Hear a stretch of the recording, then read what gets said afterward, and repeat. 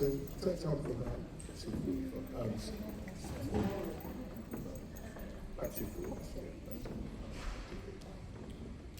Right, good afternoon everyone. I think we're just waiting for a few stragglers to come back. It's funny, we talk about personal branding, late keeping. Anybody who's worked with me for a long time knows timekeeping is one of my biggest bugbears when it comes to personal branding. I'm not going to use a phrase, but a lot of people will probably know and associate with laughing around the room in terms of cultural timekeeping. But, yes, personal branding. So, welcome back. Hopefully you all had a lovely lunch. I thought it was quite a nice lunch provided for us. So, we're now on to the afternoon session. I'd like to welcome and introduce Patricia Brooks. Big round of applause. So Patricia is somebody I worked with a few years back when we were both at BT British Telecom. Patricia has gone on to a successful career, which I'll let her talk about after she left there, started up her own business. Fantastic inspiration, and hopefully you all get a lot from this session this afternoon. So I'll hand over this point to Patricia to knock it all out. So over to you. Thank you very much. Hello everybody. Hello. It's really good to be here actually. Do I have to stand here? Can you hear me if I don't stand here? Can you hear me?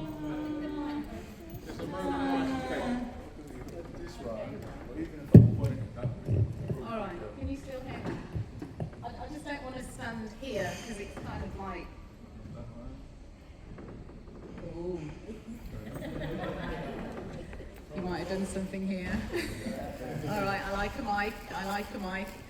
Okay, so I'm Patricia Brooks. I run a company called Geneva Pearl. And as Kevin said, I was at BT for many years with Kevin and many other people, and when I left BT in 2019, I set up Geneva Pearl. And I set this company up because the things that I wanted to do and the places that I wanted to be, I just couldn't get there in BT. They did some amazing things. I had a wonderful career there, but there's a point where you just go, actually, I've done all I can do here. There is nothing else here for me. So I've come to run this session this afternoon, and I was just in your last session, and you've been talking about interview skills, and I was looking at the STAR model and the other model that kind of came up. All of that stuff I've kind of been through in my appraisal interviews and any other annual sessions that you have. I've been through all of that, and yes, there is a better way to do it. So this session that I want to do today is about personal branding, and I've titled this Define What You Stand For. So as you are trying to, whether you want to move sideways, whether you want to change career, whether you want to climb the career ladder, this is a really important extra thing that will help differentiate you from other people. But before I go on, this is me. I'm a mother and a grandmother. My oldest is 32. I had to look at the slides then just to double check. He's 32, and my grandson is 10 years old. I'm a wife. I've been married for 34 years. I'm from Birmingham. Moved down into London for a very long time ago. And as I say, I've been running my business for 7 years. I'm also a speaker and corporate voiceover artist. I've only done it a couple of times, but I wanted to put that on there because I quite like it. I really enjoy doing that. I'm a podcast host as well, and a blog author, property investor for almost 20 years. I'm a product owner, so I've developed a few products in my time. The last two at the moment, one called Love Call, it's a calling towel company, and the Wellwork Journal, which helps learning and development stick when we do our training events.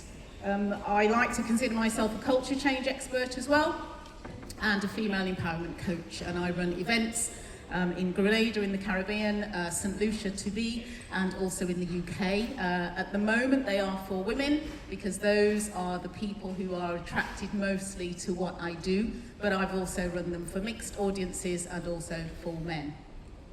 I'm a Clifton Strengths practitioner. I've been a Clifton Strengths practitioner for a few years now. And I'm the creator of a colouring book series called Mindful Book of Colouring Pages, and there is one at the moment available based on and inspired by Africa and the Caribbean. And in my spare time I do a bit of DIY, but I'm also a choir member.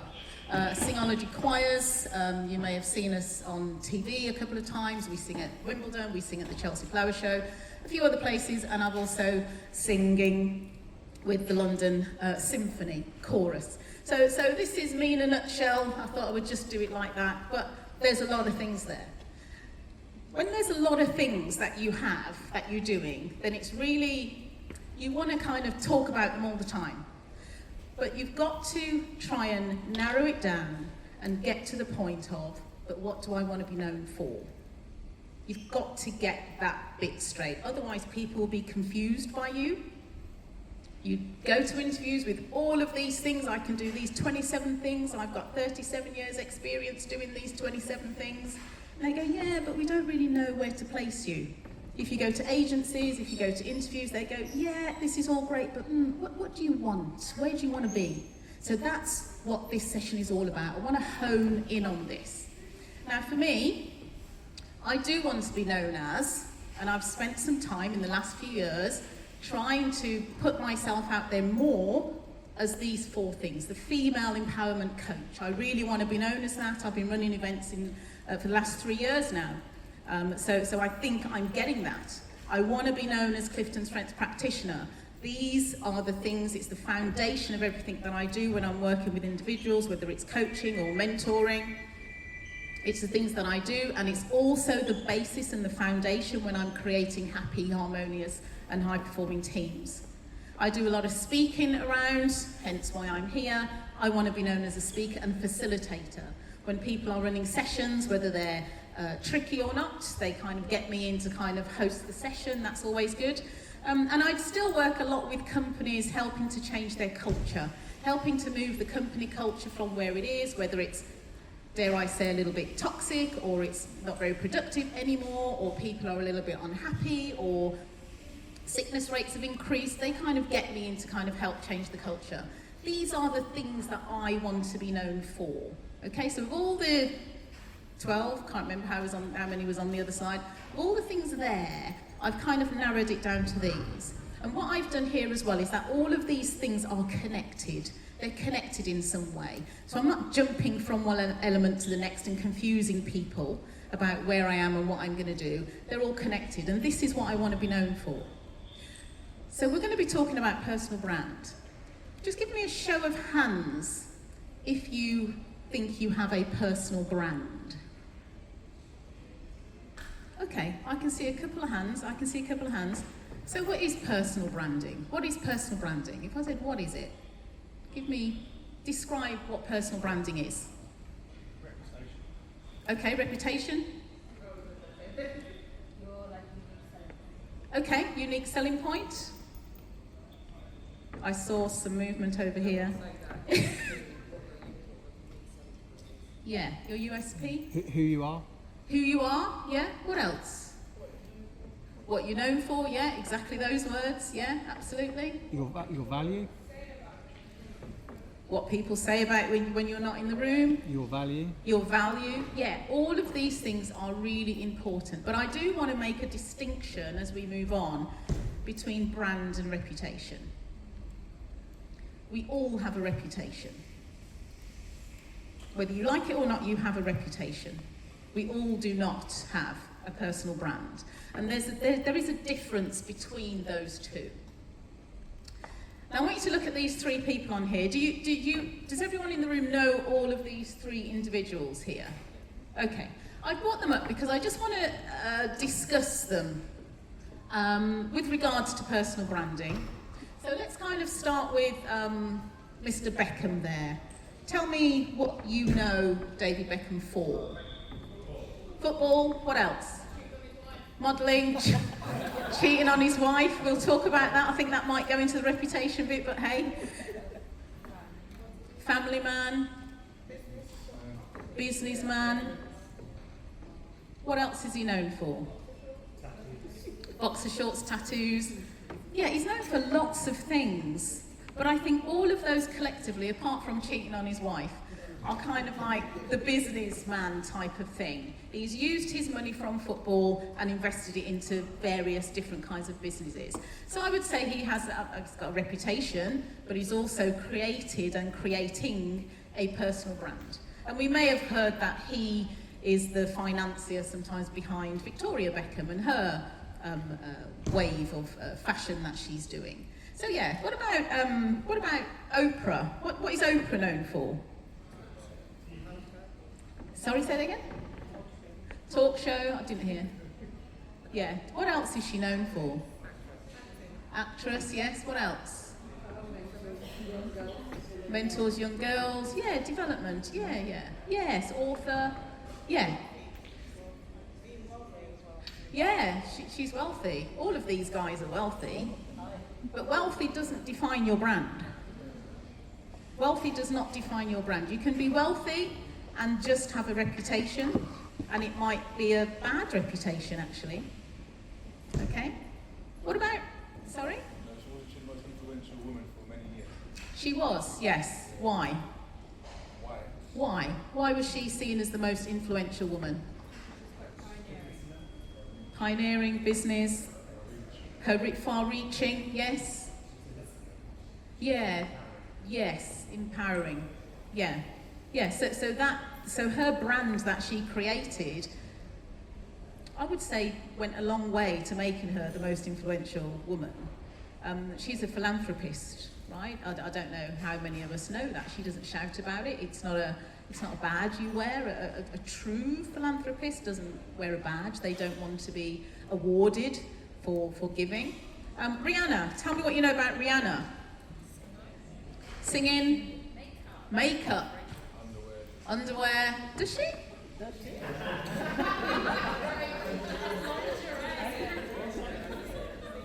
it? I didn't know.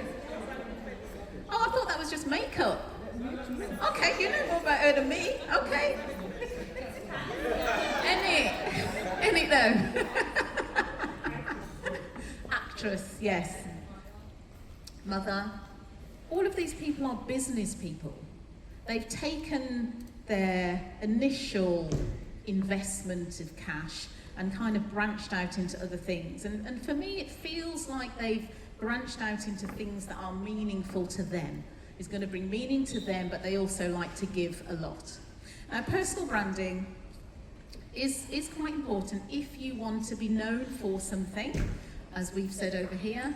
If you want to be visible, as we said, talked about far-reaching.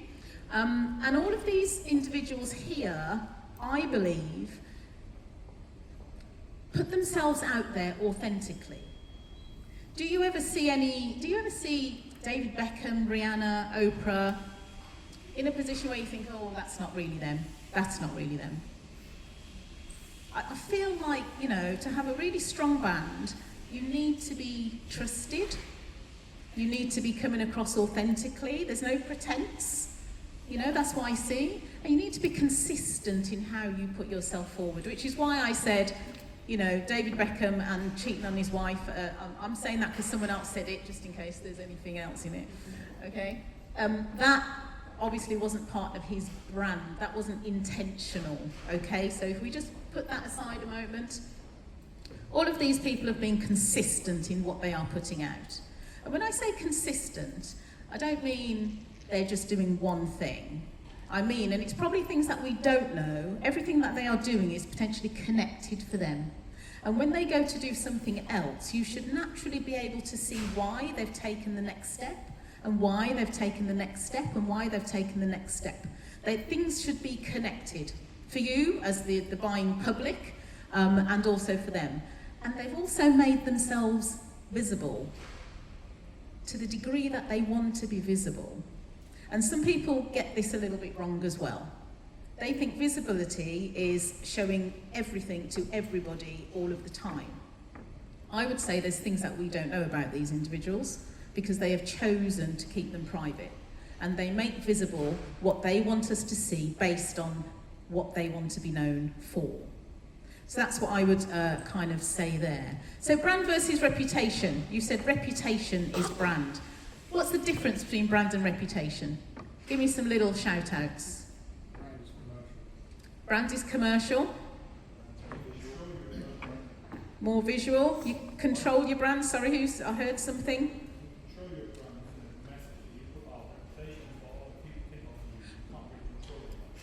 Okay, yeah, okay. There was someone down here. Any other? Yeah, pretty much, yeah. And I think you've probably got it in a nutshell, actually. So branding is intentional. You choose what you want to give out there. So this is why I say we all have a reputation. And that reputation is going to go as far back as the last person or the first person can remember. How did you show up? How did you present yourself? What were you dressed like? You know, what was your body language like? What did you do?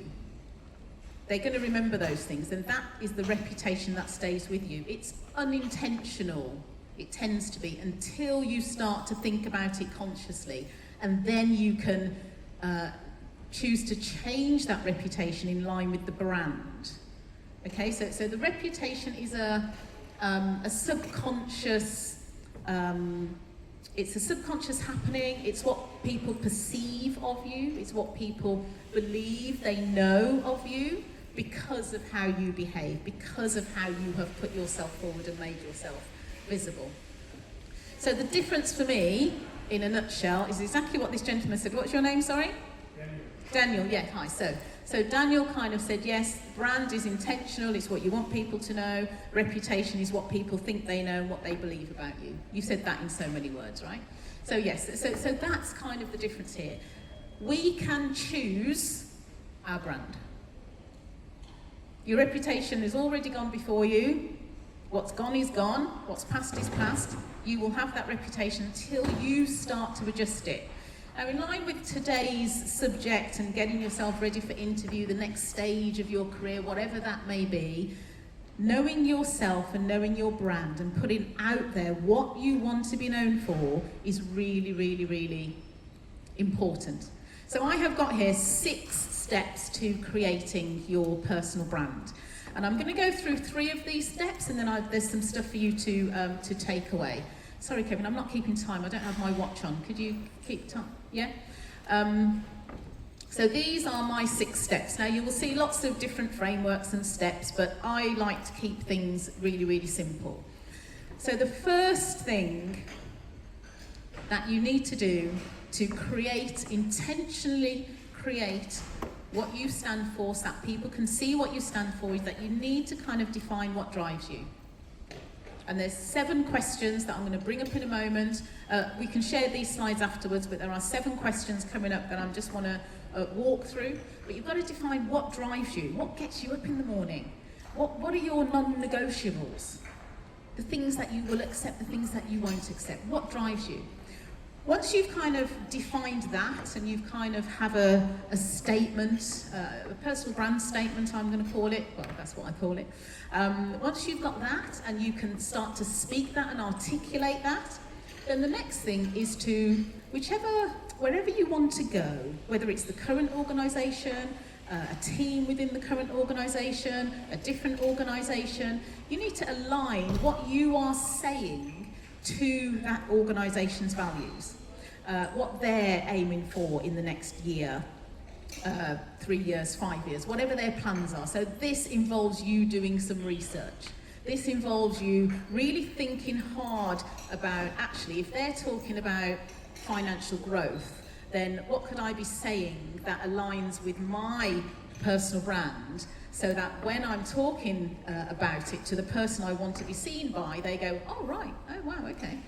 If they're talking about developing their people, you going in with a personal growth financial stories, they're not going to hear you. They're not going to see you. So you need to kind of look really clearly at what is it that they are aiming for so that you can align your brand and your values in conversation to what they are aiming for. Now, I'm a real believer in when you go into an organisation, whether it's consciously or subconsciously, you will have aligned yourself to their values or not. If you align to their values, that's why you're all still in the job, you love working for the London Fire Brigade. You know, if you don't, then it'll feel it'll feel misaligned. Have you ever been in a job or a workplace or in company and there's just a discomfort in your stomach and you're thinking, I don't know what that is, but it just doesn't feel right. But do you know what? I'll play it out, it'll all be fine. When you're in a place that aligns with you and your values, then actually there's no icky feeling in your stomach because it's aligned. If I asked you, what are your top 3 values? Just give me a show of hands, who would be able to tell me those off the top of their head right now? Okay, a few of you. A real few of you. And the reason I'm asking that question is because I think it is so important for you to be able to articulate your values. You probably know them, but you've probably never thought about, oh yeah, actually, trust is a big one for me. Or actually, yeah, bad behaviour. I just don't deal with people with bad behaviour. I don't deal with rudeness. These things will come to you. Those are your values. Or you have inner core beliefs that you will absolutely live by, go by all of the time. Kindness. Those are your values. So I do want you, I can't remember if it's on my things to take away, but I do want you to be thinking about your values and what are they for you? What do you stand for? What is the thing that you absolutely will not accept? And I always say, be careful what you do accept, because that's how people will treat you.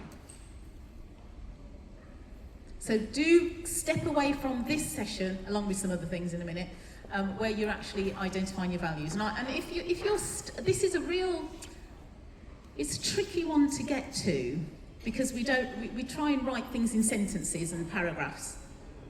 But actually, I'll send it to Kevin and he can pass it on. A list of, about 100 values. It just will pique your interest and give you some words to use. You go, oh yeah, that's me, yeah, integrity, yes, trust, oh my gosh, yes. I've absolutely got to trust everyone that I'm with. It's that kind of thing. So I will send you that.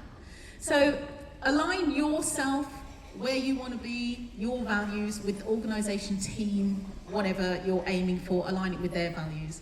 Then, the third thing you need to do is to map your stakeholders. So, has everyone heard of stakeholder mapping? In the corporate world, so stakeholder mapping is, in the corporate world, it's where you're kind of going, okay, who's going to influence where, you normally do it for projects and programs, who's going to influence where this program goes, how successful it is, and you say they're going to have a high impact or they're going to have a high influence. And you kind of map people there, and then that's who you need to build relationships with, and that's who you need to kind of treat differently, make sure that you're communicating with them in the right way, because they have a vested interest and they have some weight to whether your project is successful or not. So what I've done, and I will just go through the grid in a moment, I've created one for your stakeholders. Once you know who you are, what drives you, where you want to be, and you've aligned with where you want to go, then you need to say, actually, who are the people who can help me get there? Who can help me? And think selfishly about it. Be selfish about it. This is about you getting to where you want to go next. And the only person really interested in where you want to go next is you. There are people who will help you, absolutely, but you are the person who is the most interested in where you want to go next. Okay? So you got to identify, so who is that person? It might be Kevin, might be other Kevin, can't remember who the other Kevin is.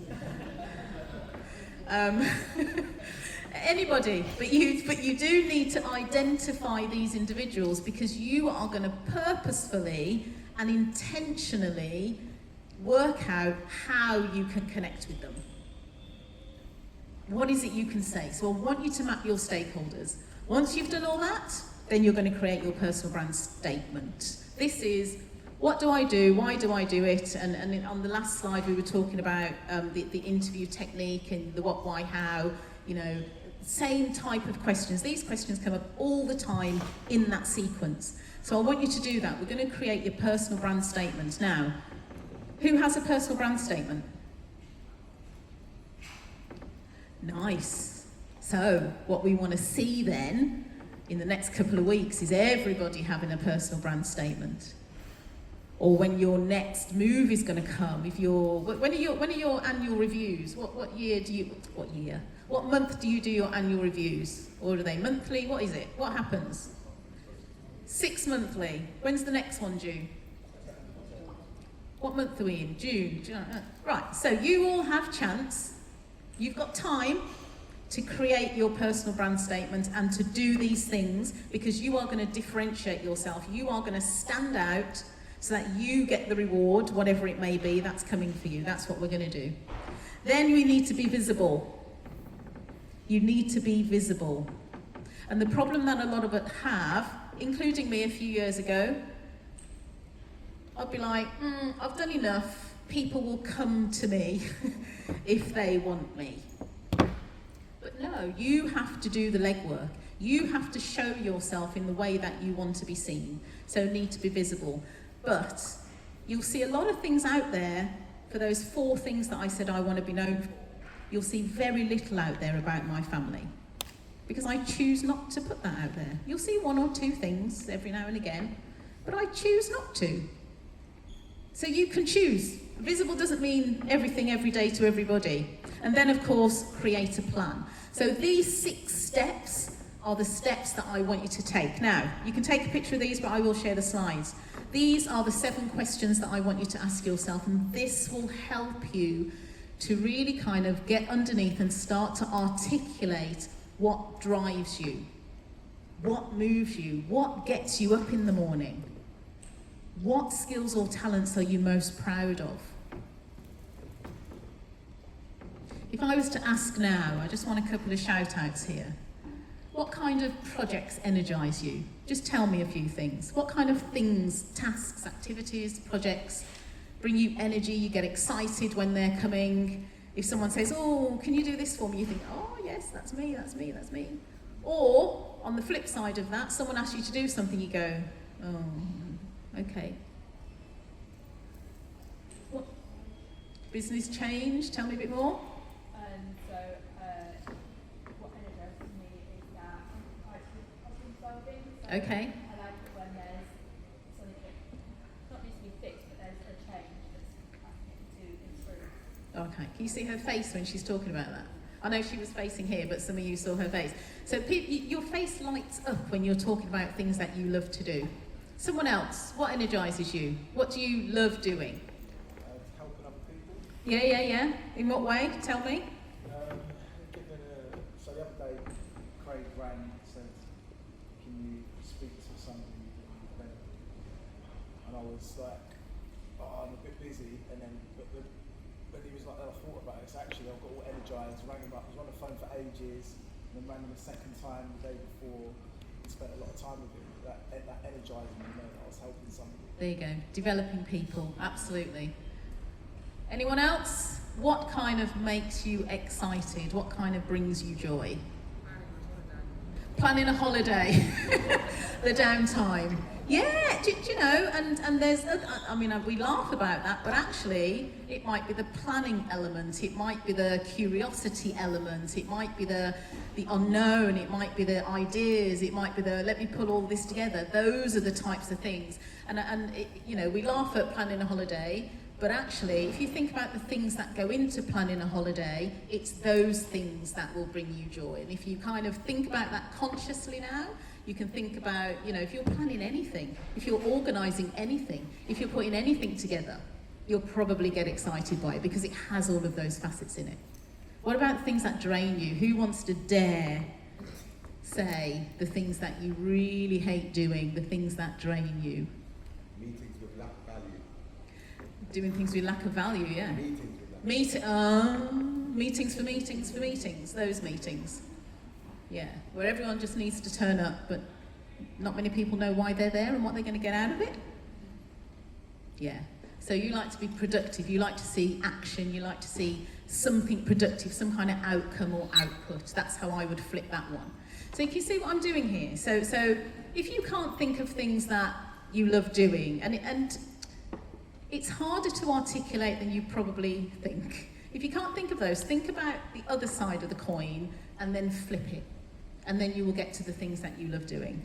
I hate, absolutely, doing my finances. So I have had to put in a 2-hour slot on a Friday called Finance Friday. That's the only way that I'm going to do my home accounts, my business accounts, the only way I'm going to do it. Otherwise, I will do everything in my power to avoid it. Next thing you know, 3 months has gone and I've not done anything for 3 months, and then I have a whole 2 days worth of work. And it takes me ages. It takes me ages because I don't like doing it. Not very good at it, she says. I can do it. Most of us can do most things. But the things that zap your energy that you don't like doing are the things that actually, they don't motivate you. You're not energized by them. What subjects most pique your interest? 10 years from now, what do you want to have contributed to the world? And what are the things that most people admire in you? Now this last one, I really want you to take note here. Because people who say things about you that are compliments and we kind of brush them off, no, it's fine. We brush them off all the time. If several people are telling you the same thing, and those people have not spoken, those people are not related, those people have not even been in your life at the same time, it's probably true. So you need to listen. If people say, oh my God, you're a great organiser, oh my God, you should organise all my parties, you know, whatever the situation is, or you're great at helping people, oh my gosh, you're such a good listener, and you go, oh no, it's nothing. We kind of just brush things off all the time. Listen, because those are the things that you want to pull forward and do more of, because those are the things that energise you. So the what drives you, and if you kind of put in here as well what are your core values, what are your non-negotiables, put that in here as well. When you have got that, then you can start to create, and those other things that I talked about before, then you can start to create your personal brand statement. And this is a really nice, simple framework that you can use. And I have seen many, many frameworks in my time. I help who achieve what by using how. Okay, so use this framework to help frame your personal brand statement. And just to give you a couple that I put here, and I will say, when you try and do this the first time, it'll probably end up in a big old long paragraph, half a page. Okay, you're going to do it again, you're going to shorten it, you're going to shorten it, you're going to shorten it. Nowadays we've got ChatGPT, let them help shorten it, no problem. You know, use ChatGPT for things like that. Write it all out and say, create me a personal brand statement in this framework, in this format, and it'll do it. So this is one of mine, and whenever I look at it and I think, no, that's not right, then I change it. But ultimately, I help ambitious women step into leadership by giving them the confidence and skills to own their space. That is one of my personal brand statements, and that's the kind of thing that I will be saying when I'm talking to people about my Unlock Your Potential events and my female empowerment work. I also use this type of statement as well. I help businesses unlock peak performance by harnessing the power of strengths-based leadership. So this is the teamwork that I do. So I can say this very quickly. If I said those to you, would you understand what I meant, or would you have questions? Yeah, you'd have questions, some of you would understand. So it's not going to align to everybody. And this is why I change it every now and again. Because if people have too many questions about your statement, then actually it's not clear enough. So what questions would you have? I think more what I meant by that was, I am clear on what that says, but the question would be, I'm intrigued to find out. Oh, I see. Yeah. I was going to say I spent ages on that. I'm joking. Yeah. So if people, so test it on a few people. And if they say, yeah, but what do you mean by that? Then actually it just means you've got a bit more work to do. Because it's not clear enough. It's definitely not clear enough. When you are aiming for your next step, whatever it may be, when you're kind of putting your personal brand together, when you're trying to showcase yourself, showcase your skills, there's a little bit of a journey that you need to go through, or typically go through. Now, you don't all start at subject matter experts. Some of you may already be thought leaders in your profession, in your field. You may already be there. Okay, but typically, when you're going on your personal brand journey, you don't automatically become an industry influencer. Yeah, it takes time. This is a journey. You may be a subject matter expert on something, and this is what I mean by all them 12 things I said that I did, hone it down to 1 or 2 or 4 in my case. Hone it down, because then you can be subject matter expert in those things, because that's what you want to be known for. Kind of try that.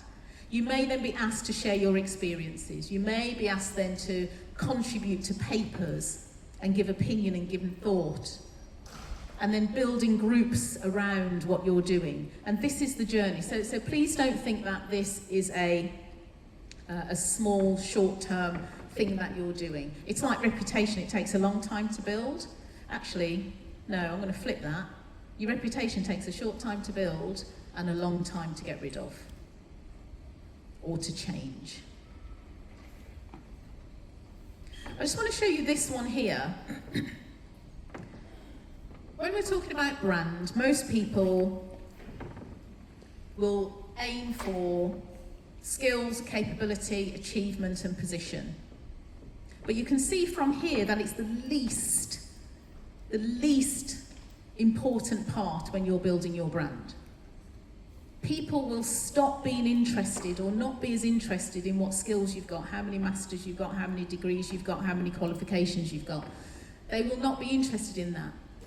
Or what position you hold, they'll not be interested in that. And in fact, even what you wear, how you present yourselves, how you kind of show up, how you turn up, whether you work with gravitas, impact, whether there's confidence as you enter the room. Again, quite a small part actually. The biggest part of this is the exposure. How you make yourself visible. And there's lots of different ways that you can make yourself visible. And only one of those is online presence. So you need to find other ways to make yourself visible. The people that you want to be seen by, you know, make sure that you're connecting with them, saying hi, offering them things that you can do. Oh, can I help you with that? Just letting them know what you do. Be consistent in what you're doing. Be authentic all the time. Your mask will drop if you're not being authentic. They all eventually drop. There is no mask when you are authentic. And how are you differentiating yourself between you and your competition if you're going for the same interview? 3 elements here for the brand visibility pillars. So be present. When I say be present, don't just be in the room, be in the room and actively in the room, active listening, questioning, all of those wonderful techniques. So be present, network, connect with people, The people who you want to see you for your next move, connect with them.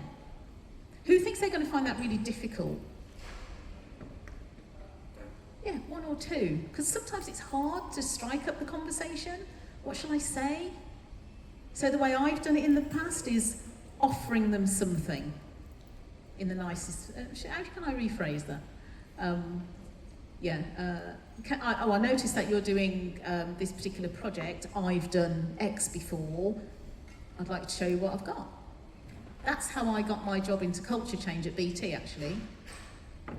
A new CEO came in to look after global health. He was talking about people, wasn't talking about finance, and I thought, oh my gosh, he's talking to me.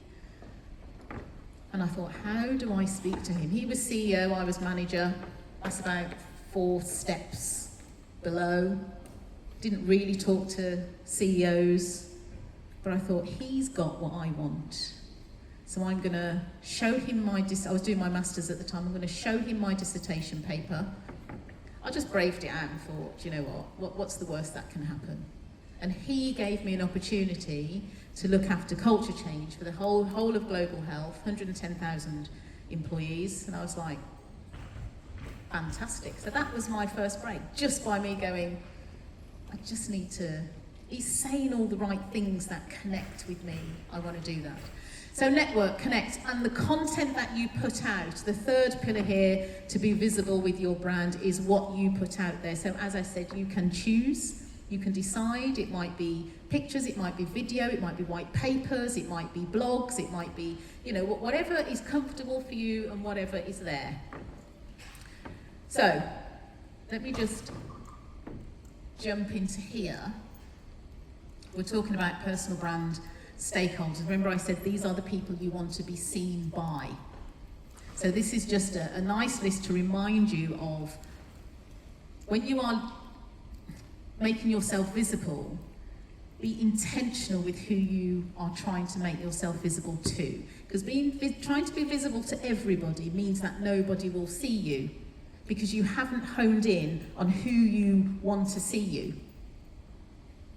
If you try and do 20 things and try and be visible to all of the leaders in your organisation, then actually the one that you really need to see you is still going to be slightly confused by what you do and what you can offer, what you can bring. Get to those people who are the key decision makers in a position to help you. Will they have an impact on where you want to go? Will they be able to influence where you want to go? Will they be able to connect you with people who you want to know? So some of this is about being a little bit brazen, a little bit confident, but all of this does not come down to confidence. It comes down to intentionality and taking action. So if you know where you want to go, you know what you want to do, then actually you just need to be speaking to the right people. Like I say, I will share this with you. I do want you, once you've got your list of names of the people who can help you, I do want you to plot them on this grid.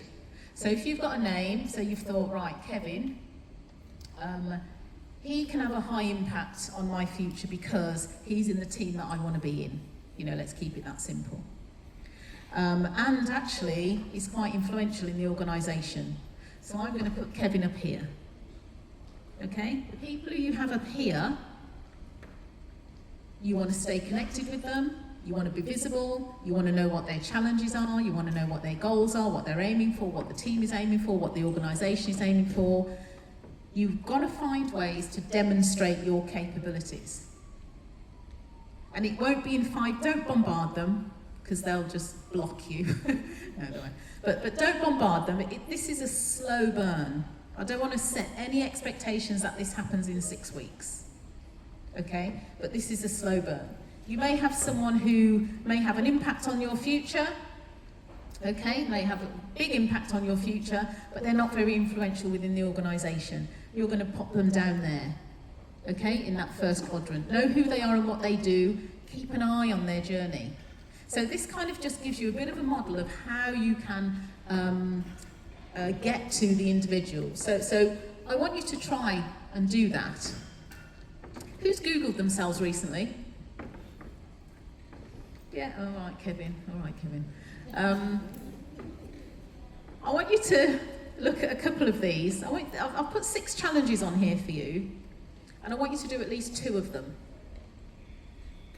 by next Monday. This is not hard, but I want you to do it. I want you to do it. Do all 6 if you can, but I want you to do at least 2. Google yourself. What do you find about yourself? Are you out there at all? Are there pictures that you really don't want people to see when they Google you? And you know that once it's out there, you can't delete anything, right? So this is about how do you intentionally change your profile that is online. So Google yourself, see what it is. Do the 3-3 challenge, right? So that 3-3 challenge is ask 3 people for 3 words they would use to describe you. Ask them at different times in different places, and the common feature from those words, I swear you will absolutely find something in common from each of these individuals. Take note of that. Believe it. Even if it makes you go, oh no, I didn't think that was me. Forget all that. This is what you are naturally. This is your authenticity coming out. I want you to handwrite your values. I want you to put them somewhere visible to you. Don't write them in a book, fold it down and put it somewhere else that you don't see. I want you to write them out and put it somewhere visible to you and say them daily. you will absolutely start to recognise really, really quickly that actually, yeah, that's what I've been living by for the last X number of years. This is how but I want you to bring it to your consciousness. I want you to identify your personal stakeholders, if that's where you are in this journey, and answer those 7 what drives you questions. And I would love for you to commit to what is that one thing you're going to do to make yourself more visible in the next 30 days. You may not be ready to be more visible because you might think, you know, that the people who are very organised here and very, you know, you like things in order, you're planners, you're going to want to go through those steps one at a time. You know, you're going to want to get your personal brand statement, all of that great stuff. So do whatever is right for you, but please, I would love for you to be doing this in the next 30 days. No, I'm lying. By Monday. Only that one is the next 30 days. Any thoughts or questions? Yes? Social media, LinkedIn, It depends whether the people that you're trying to be seen by are on LinkedIn and on social media. But like I say, it's about what you choose to make visible. You can absolutely choose just to have it all professional. This is what I want to do. This is what I've done in my career. It depends what your next step is. We can have a chat afterwards so that you can tell me what your next step is, and then I can give you some pointers. Any thoughts, any questions, any more questions? Okay, what I've got, over on that far table over there, I've got a few things for you to take away, take one each. They're just some stuff from my company. Any people in here who lead teams, who manages people in their teams? So over there are 5 packages for team leaders. They've got something called the Wellwork Journaling, which is one of the products, and the second product in there is a colouring book. It's a sample Wellwork journal for team leaders. It's for you to kind of work with your teams. So please take one of those. Everyone else, please help yourself to any of those products on there. And just one final thing before I wrap up here. So in summary here, whenever you're going for your personal brand, what you stand for, be clear about it, personal brand statement, your values, be consistent what you are putting. Back it up. Do not say anything that is not true or that you can't back it up. And be as brief as possible. As brief as possible. I think someone said this right at the beginning. I think it was this lady here. Personal brand is what people say about you when you are not in the room. And it is the difference between who are you and thank you for coming. So thank you very much. I'm Patricia Brooks.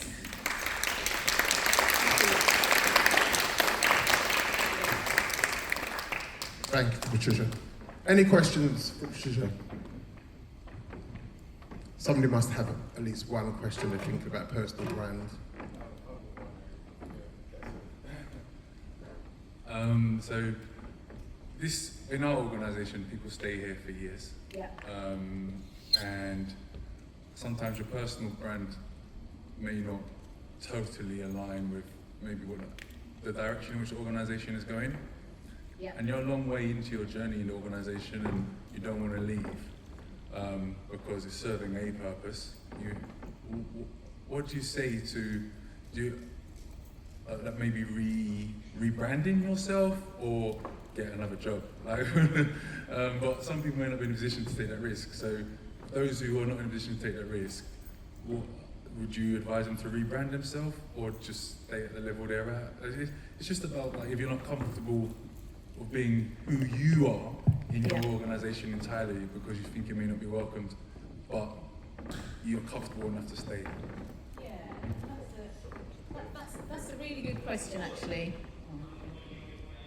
That's a really good question, actually, because there are a lot of people who stay in the role because they feel a little bit stuck and there's nowhere to go, or they're nearing the end of their career and they're thinking, what's the point of me moving on?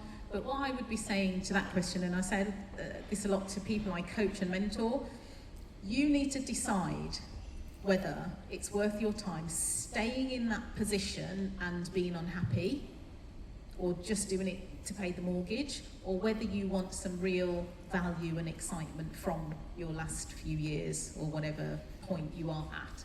So rebranding, I would say, because it's not a stop-start thing, it's a continuous journey. So if you know where you want to go, what you want to do, then it's about going through those steps and kind of saying, right, I've been doing this for 17 years. I actually would love to be doing project management. So it would be, right, who can help me with this? What do I need to do? What values do I have that I could lean into? What are my transferable skills, which we didn't talk about? What are those? But it would be it's a conscious decision as to whether you're going to go, actually, I can't be bothered. Or whether it's, actually, I can see a job over there that I would absolutely love to do. I haven't been confident enough or felt the opportunity has arisen enough. How can I do this? But it's a journey. It won't take 5 minutes, but yes, it's a personal decision. But yes, you can rebrand, you can morph into, Maintain authentic. and absolutely be authentic. And that is the key thing. You've got to remain authentic and true to yourself. So this is where your values come in. If you can articulate your values, then actually you're never going to waver off those, whatever you choose to do. Does that answer your question? Yeah. Brilliant. Any last final questions? I don't want the hands up now. Thank you. It's about social media, I guess. So when I see young people that are building a brand, seem to be really active on social media, people more my generation are more kind of networking and things like that. So it seems like, can you build a successful brand if you're not really into social media? A lot of my friends, like, it makes me uncomfortable. I don't like recording myself. And young people be like, you have to do it if you want to be successful. So just any advice and thoughts on that? So my thought on that is you should be where your people are. So the people that you want to be seen by, that's where you need to make yourself visible. You know, the people who I want to see me are not necessarily on TikTok and Snapchat and all that. It's all a different generation, right? They're not there, and I'm not comfortable there. The stuff that I have to offer wouldn't have its place there. You know, yes, I have a Facebook account from way old, bless you. I have a Facebook account from way back in the day for personal reasons, but I wasn't very active on it. It was suggested to me by my business coach that I needed to get on Facebook. So I went on for a while, wasn't comfortable. So I'm not doing a lot on there. The people I want to see me tend to be on LinkedIn. That's where they hang out. And that's a business platform, so I'm comfortable in that space. So I don't believe you have to do videos. I don't believe, and this is, my business coach said, you must do videos, you must do videos. I thought, you'll see one or two, and you'll see that I'm uncomfortable. And I think anything that makes you so uncomfortable that it doesn't show the true you, then you shouldn't do. So find the social media platform where the people that you want to see you are hanging out. And then you will be so much more comfortable being on there. You don't need to be everywhere. Okay, I think there was another question. Yeah, just building on that. So, it's 60% of student exposure. Yes. But let's say you're not a manager, you don't get invited to events. Yep. So networking is limited. Yep. I don't have the ability to go to access managers or position of control. Yep. Break into kind of like those circles where you don't really have the chance. You invite yourself. And I'm not joking about that, actually. So I would, so way back in the day when I felt like I was in that position, you know, I wasn't at Kevin's level getting invited to certain events and director breakfast and all that kind of thing. So I wasn't there, but I was thinking, the people that I want to see me are in that room, they're in that space. But actually, I didn't feel like I belonged there yet. But there were times when I'm trying to think whether I should tell this story or not. So, I was, yes, you need to invite yourself in the nicest possible way. So I was organising an event at BT Tower for a little project that I was doing, and part of the event were all of the senior managers. I was not a manager at the time. All of the senior managers would have a headshot done. They were having their photos and professional photographer was coming in. I thought, I don't have a headshot.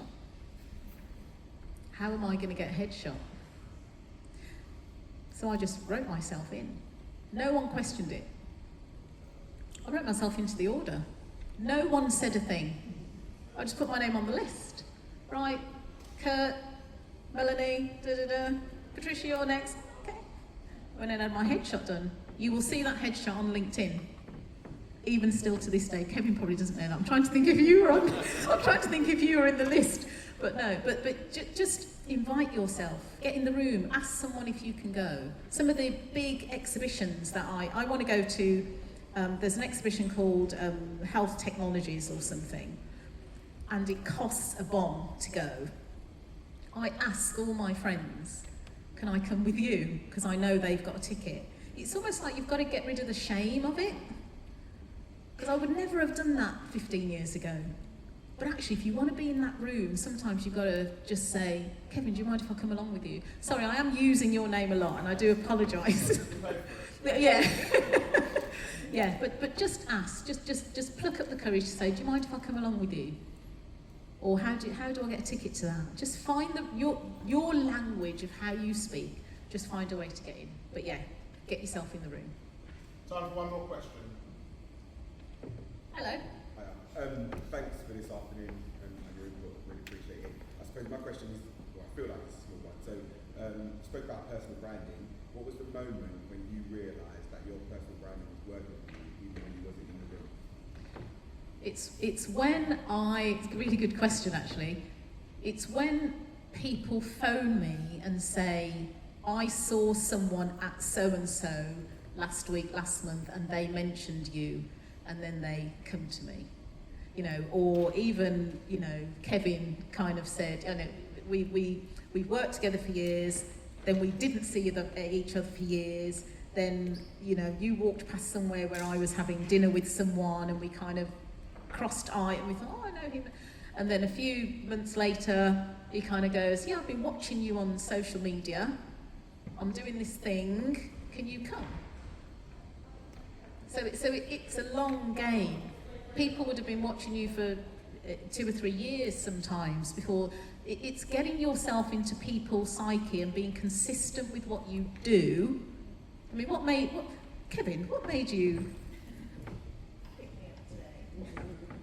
Well, as you said, I saw your LinkedIn of the following stories. In fact, I used a couple of your stories that I was stealing actually in my team events actually. Some of the things you spoke about. And you know, it was really inspirational stuff. So I've been literally for the last 3 or 4 years, where we hadn't formally spoken, you know, just following you through. So absolutely, that long trajectory over time and that trust, and you just built that brand is really important. I didn't know that. So I'm not a stalker, by the way. I'm just saying, I'm just following on. I like that. That's good. I'm going to use that. Thank you. Yeah, thank you very much. No more questions, I guess. I guess we've run out of time. Thank you very much indeed. Appreciate it. Absolutely brilliant. So we've got time for a short coffee break. I'm just conscious of time and people want to travel before the tubes get too busy. So quick 5-minute comfort break, grab a coffee, tea, come back to tables, and then we'll roll into the next session.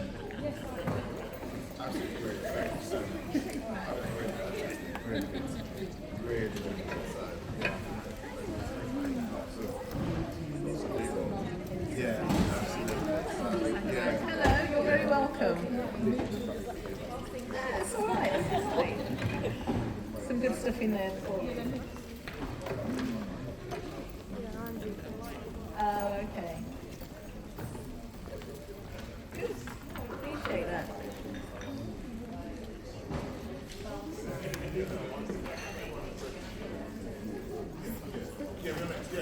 I need to move. Yeah, this is great. Just go. I'm going to do it.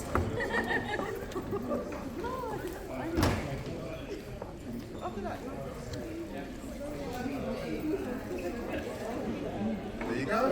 What magic? Yeah. Already. Yeah. Okay.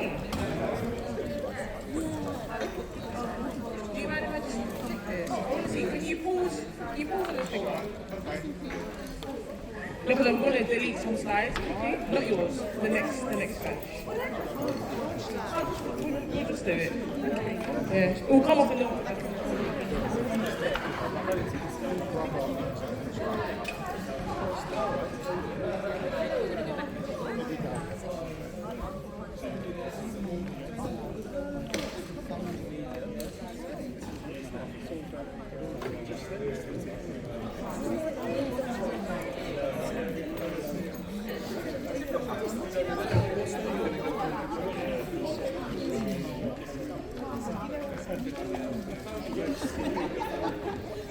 focus on you anymore.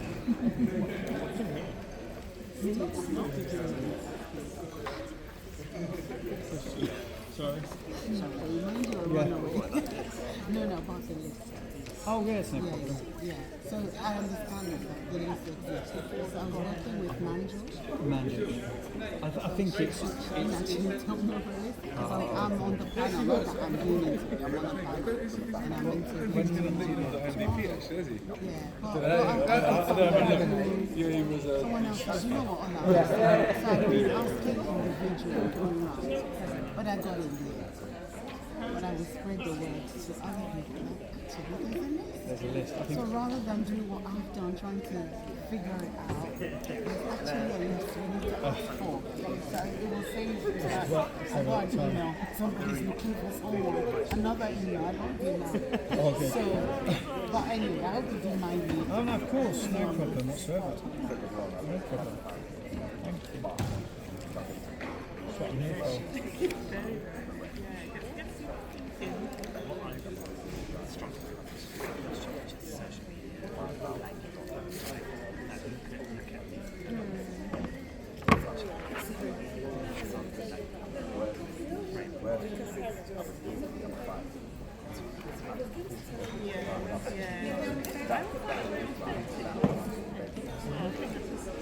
Playing being authentic. Video, you know, the video is not your way. And it is because at this moment, Because I would post it well. in some video, It seems to be the way that the only way that gets attention. Yeah. It might not be your response, but the rest of the stuff that's out there. Maybe we're seeing the wrong thing. Are you on me? I'm not used to it. So maybe that's Then we give it and maybe you might LinkedIn is really good. Like you can get headhunted on LinkedIn. Yeah. Yeah. But it's a bit of a hurdle because if you haven't been on it for a while, you think, well, how do you start now? Kind of like,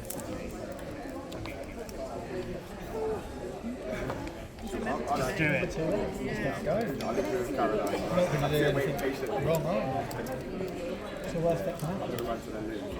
The thing is, you just build up your followers and stuff like that. And, you know, I find it quite interesting just connecting with people in my profession and just following things through and stuff like that. And it's also quite good to see, like. So when you started off, do you like send out loads of invites to people to kind of build it up? No. Well, yeah, I mean, basically, if you go on LinkedIn, you just. This is obviously You have to write a bio. Yeah, I mean, but AI can do that for you, to be honest with you. You just list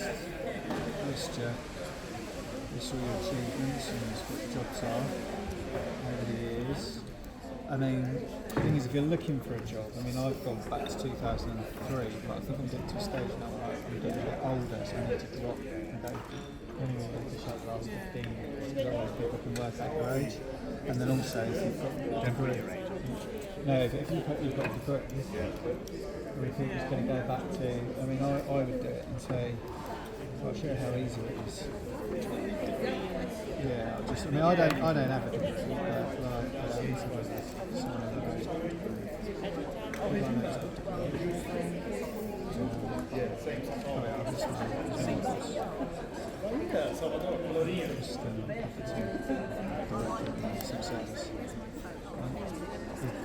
yeah, Trinity Hall.